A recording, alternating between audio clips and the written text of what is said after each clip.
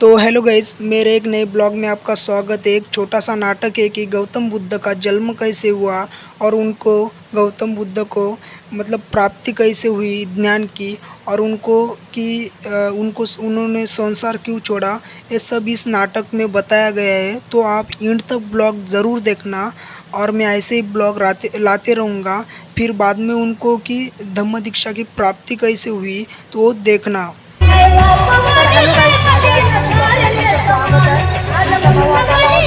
एक छोटा सा नाटक है, इसमें बताया गया है कि गौतम बुद्ध का जन्म कैसे। जब गौतम बुद्ध की माँ अपने गांव में जा रही थी तब का सीन है ये छोटे से नाटक से। छोटा सा ये नाटक बहुत भारी है, तुम एंड तक देखना ब्लॉग।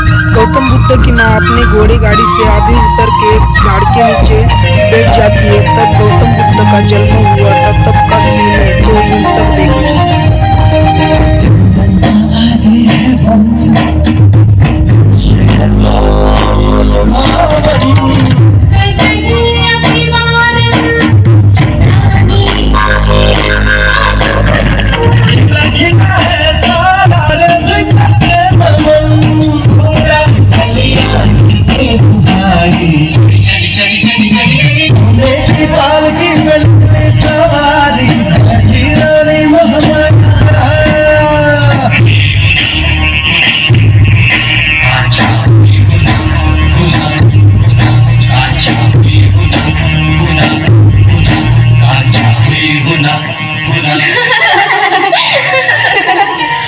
सखी सखी चलो उस शीतल जल कुंड में स्नान कराते हैं।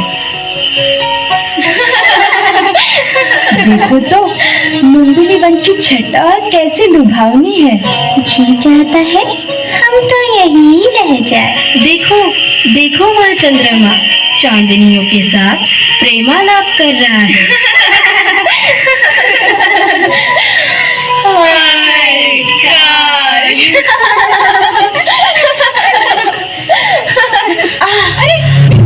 महारानी को क्या हुआ? महारानी क्या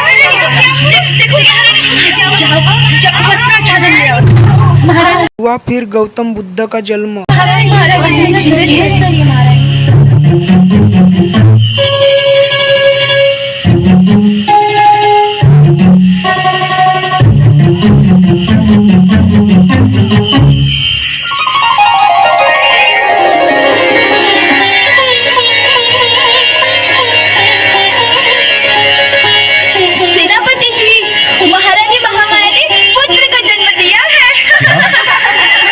तुरंत इसकी सूचना महाराज को भिजवाते हैं।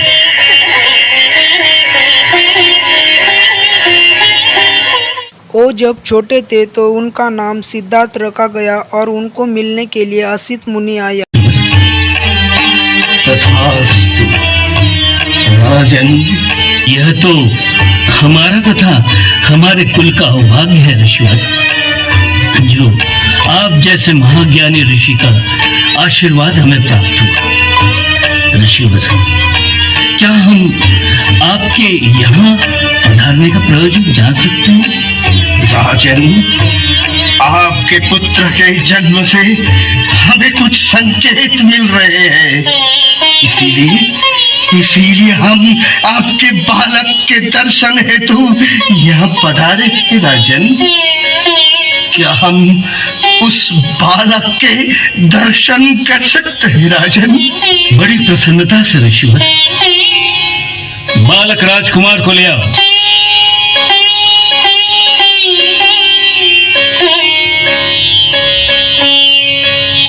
हाँ, ये लीजिए ऋषिवर।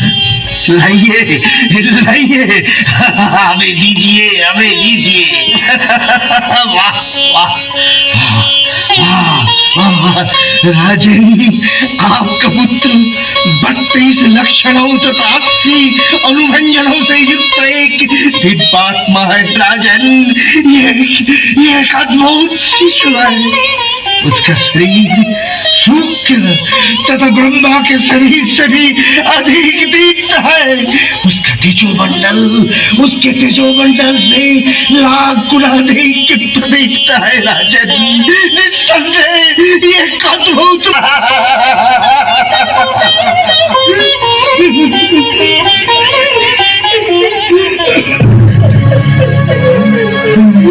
बालक बड़ा होकर निश्चित ही बोधि प्राप्त करेगा तथा सम्यक संभुक्त होगा। क्या? हाँ राजन। ऋषिवर, तब आपके रोने का प्रयोजन हम समझ नहीं पाए। राजन, मैं अपने दुर्भाग्य पर रो रहा हूँ। मैं तेरा जीव हूँ, वृद्ध हूँ। ये बालक जब बुद्ध बनेगा तब मैं जीवित नहीं रह पाऊंगा राजन। मैं इस महाज्ञानी पुरुष से धर्म पाठ जीत नहीं कर पाऊंगा राजन। मैं बुद्ध को नहीं देख पाऊंगा राजन, नहीं देख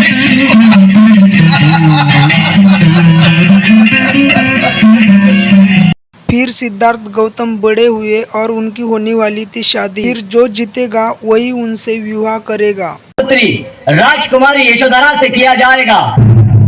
महाराज दंड पाने की अनुमति हो तो क्या स्पर्धा शुरू की जाए? स्पर्धा शुरू की जाए।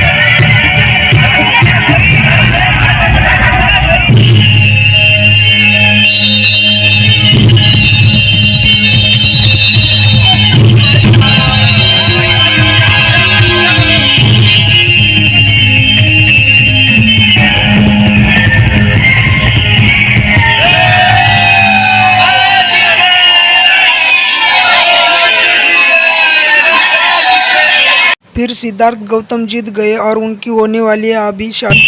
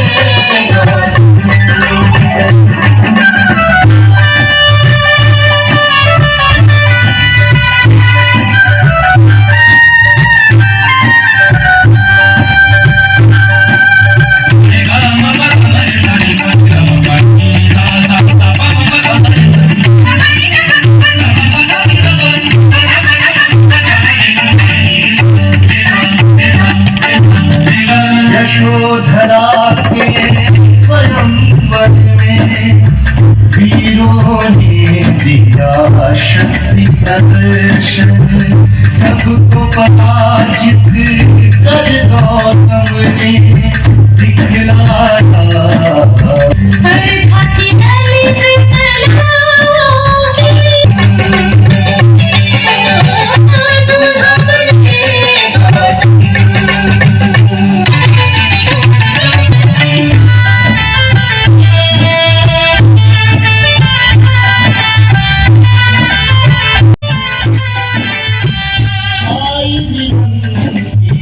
शुभ बेला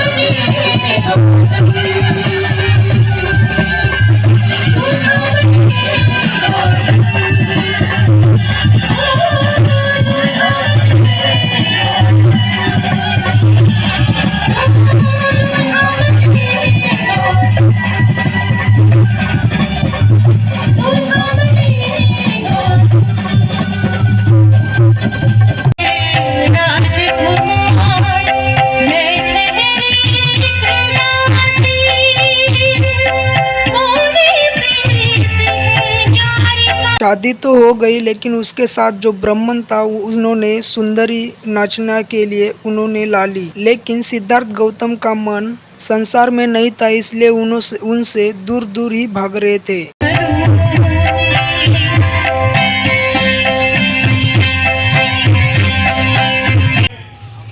जिसमें हमारे कई सैनिक हताहत हुए हैं। हमने हर बार उनके प्रति नम्रता दिखाई है, किंतु अब हमें निर्णय लेना ही होगा।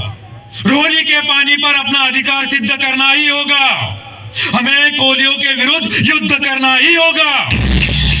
क्या इसमें आप सभी की अनुमति है? हमें युद्ध की घोषणा करनी होगी। हमें कोलियों को शिक्षा मिलनी चाहिए। उन्हें शिक्षा मिलनी चाहिए। मैं इस प्रस्ताव का विरोध करता हूँ। इसमें विरोध दर्शाने की क्या बात है? सिद्धार्थ, हमें जैसे को तैसा होना ही होगा। उनके आक्रमण का उत्तर हमें युद्ध से ही देना होगा। नहीं, युद्ध इस समस्या का समाधान नहीं हो सकता, तथा इससे हमारे उद्देश्य की पूर्ति भी संभव नहीं है। जो दूसरों की हत्या करता है उसे भी उसकी हत्या करने वाला मिलता है। तात्पर्य ये कि युद्ध का निर्णय लेने में शीघ्रता न दिखाएं। हम में से दोषी पक्ष कौन है ये निश्चित करें। सुना है कि हमारे ही लोगों ने प्रथम आक्रमण किया था। सत्य है, परंतु इस बार पानी लेने की बारी हमारी ही थी। तब हम भी दोष मुक्त नहीं हैं।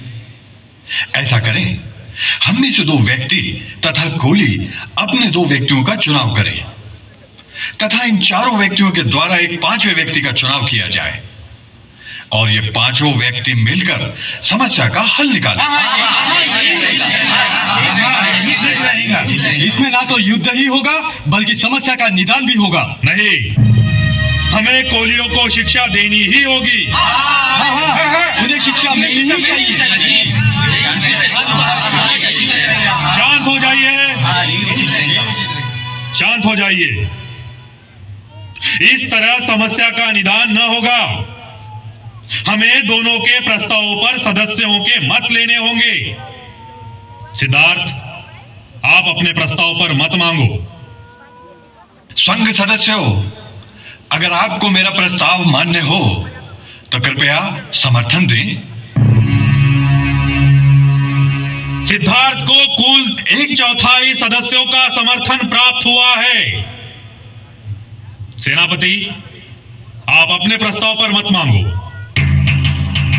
साथियों, मेरा प्रस्ताव है युद्ध के बदले युद्ध।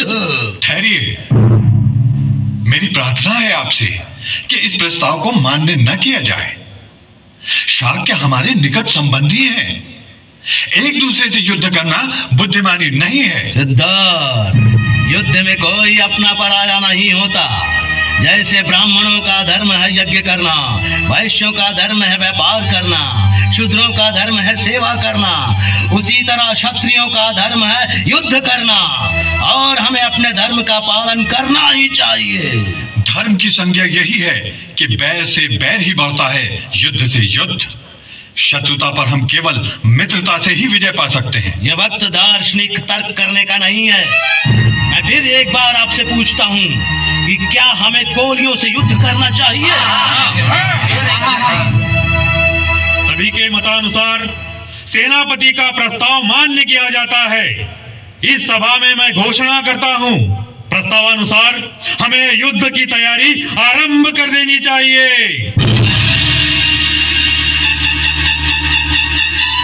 इस युद्ध में हमें अतिरिक्त सेना की आवश्यकता होगी, इसलिए मैं अनिवार्य सैनिक भर्ती का प्रस्ताव रखता हूँ। क्या संघ सदस्यों को सेनापति का प्रस्ताव मान्य है? नहीं, शांति से कोई उपाय खोजना चाहिए। हाँ, यह ठीक रहेगा। शांत हो जाइए। सैनिक भर्ती ठीक है, शांत हो जाइए। मैं अंतिम बार पूछता हूँ, क्या प्रस्ताव मान्य है? नहीं, मैं इस प्रस्ताव का विरोध करता हूँ। चाहे बहुमत आपके पक्ष में ही क्यों न हो, मैं युद्ध का विरोध करता हूँ। मैं आपकी सेना में सम्मिलित नहीं होऊंगा। कुमार, क्या आप अपनी शपथ भूल गए? जो सदस्य बनते समय ली थी। यदि आप अपने शब्दों का पालन न करोगे तो लोक निंदा के भागीदार होंगे। मैंने शाकियों के हितों की रक्षा की शपथ ली थी। इस युद्ध में शाकियों का हित नहीं है।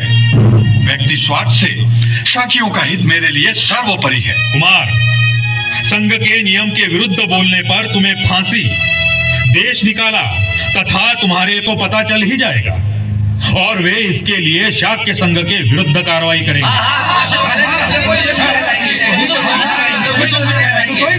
मैं परिव्राजक बन स्वयं ही देश से बाहर चला जाता। यह भी तो एक देश निकाला ही है। फिर कोलिया और कोलंबिया में हो रही थी जंग, लेकिन सिद्धार्थ गौतम को ये मंजूर नहीं था, इसलिए उन्होंने ली फिर तपस्या। आगे देखिए। तो वचन देता हूँ कि चाहे आज्ञा मिले या न मिले, मैं शीघ्र ही देश छोड़ दूंगा। इस पर संघ की क्या राय है?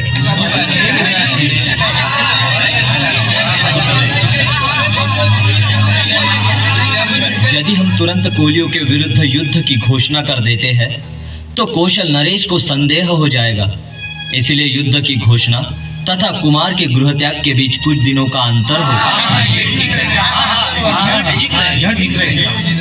कुमार के देश त्याग तथा युद्ध की घोषणा के बीच कुछ दिनों का अंतर रखा जाए। कुमार के गृह त्याग के पश्चात भी कोलियों के विरुद्ध युद्ध की घोषणा की जाए। जब गौतम बुद्ध तपस्या कर रहे थे तब ये लोग तपस्या भटका रहे थे गौतम बुद्ध की। कर सकता क्योंकि मुझमें श्रद्धा है, संयम है, साहस है, प्रज्ञा है। मैं अपने निश्चय पर अटल हूँ। मैं पराजित होकर जीने की अपेक्षा संग्राम में मृत्यु पाना श्रेयस्कर समझता हूँ। मैं तुझ पर विजय पाकर ही रहूंगा।